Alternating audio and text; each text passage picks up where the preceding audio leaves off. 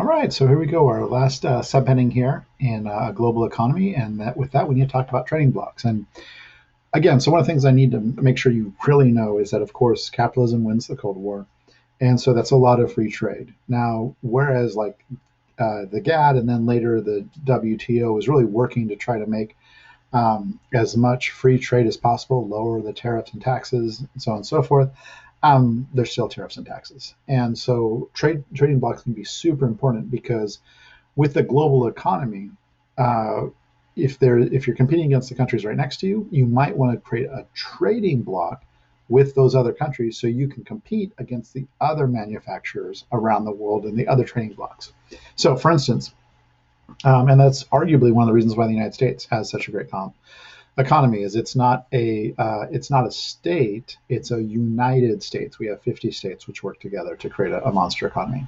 So the European Union over time has talked about that over decades and decades, but you'll notice your book starts first with 57, where we have France, West Germany, Italy, Netherlands, Belgium, and Luxembourg start to create partnerships with each other. And then that grows, and then the real number is in 1993 is when we have the true establishment of the European Union. And so as part of that European Union, those countries kind of integrate some of their economies together. They create common labor rules in some cases. Some of those countries have the same currency, which you know of as the euro. Very easy to travel between those countries, such as like in the United States, you just go to Nevada or you just go to Arizona. It's no big deal. You just go. And in some ways, travel for members of the European Union are like that throughout Europe. You'll notice, again, I wonder why 93 is when this happens. Oh, yeah, the end of the Cold War, right? End of the Cold War, there's only one superpower left, right? The United States. So, of course, even though it's not usually directly talked about, I would guess it's not a coincidence that once the United States sets itself up as the unipolar world, the most powerful country in the world, the other countries go, wait a second, they want to make sure that they aren't left behind. So I think, again, my personal opinion, that's probably one of the reasons why the European Union became important. And still to this day, super important, even with Brexit, even with Great Britain leaving the European Union. I don't know if that'll last forever. I have a feeling that they'll go back in at some point. The European Union is still a very important trade bloc, and they work together to create a united front and a large economy. Another way you can go with trading blocks is you can work together to kind of control the supply of something. So what happened is in the midst of the Cold War, we have a bunch of countries that, oh, by the way, have a large percentage of the oil produced in the world. None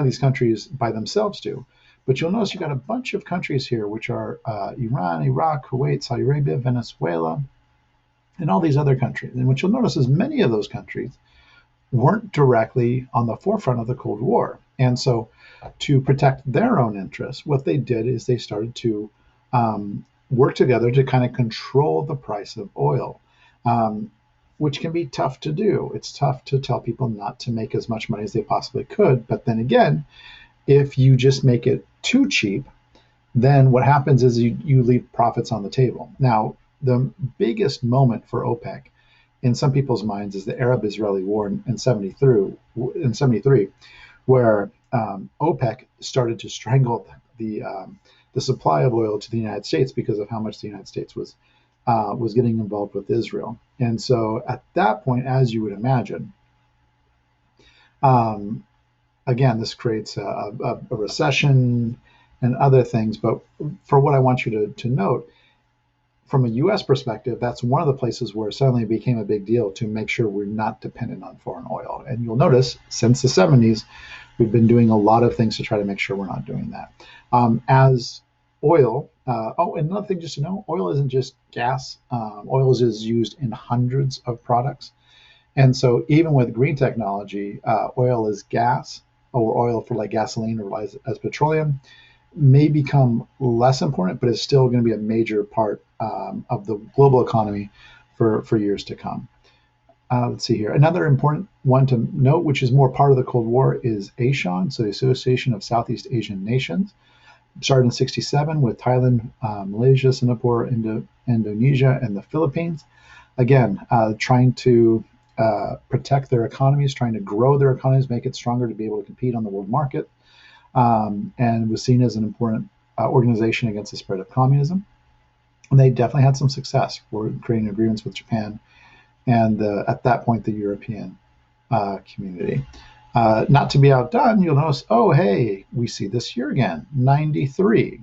And I remember these debates that were going on as the United States realizing that, the European Union is becoming a thing. To be able to truly compete with them on the biggest level, we need to have our own trading bloc, which was called at that point NAFTA, with North American Free Trade Agreement. So that is Canada, the United States, and Mexico. This has been this was actually updated recently within the past couple of years during Trump's administration. Very similar, in some ways improved a little bit for the United States, but it's now called USMCA, if I remember correctly. Just U.S., Mexico, Canada is what we call it in the United States. So again, has helped the United States. Now, one of the big issues here is just globalization. Again, enables the best products at quote unquote lowest prices. It also can make a ton of money, but it's important to note that it makes a ton of money for some. It doesn't make necessarily a ton of money for other people. And so, whereas there is great economic gains to be happening where there's competition, also we tend to have much better products. However, when you take a look at things like, hey, labor rights or indigenous rights, globalization usually runs that over. Again, if I can make a product cheaper somewhere else, I just move. I don't care about where, if I'm a global corporation, I don't care as long as I can make the most money possible. And so that's one of the reasons why globalization is seen as a bad thing economically by some people. Again, the price, the human price, the environmental price. And what's interesting now is actually last week for the first time I saw, I cannot remember who it's from, but we're starting to see calls for international agreements. I would not hold my breath on them actually being big or strong.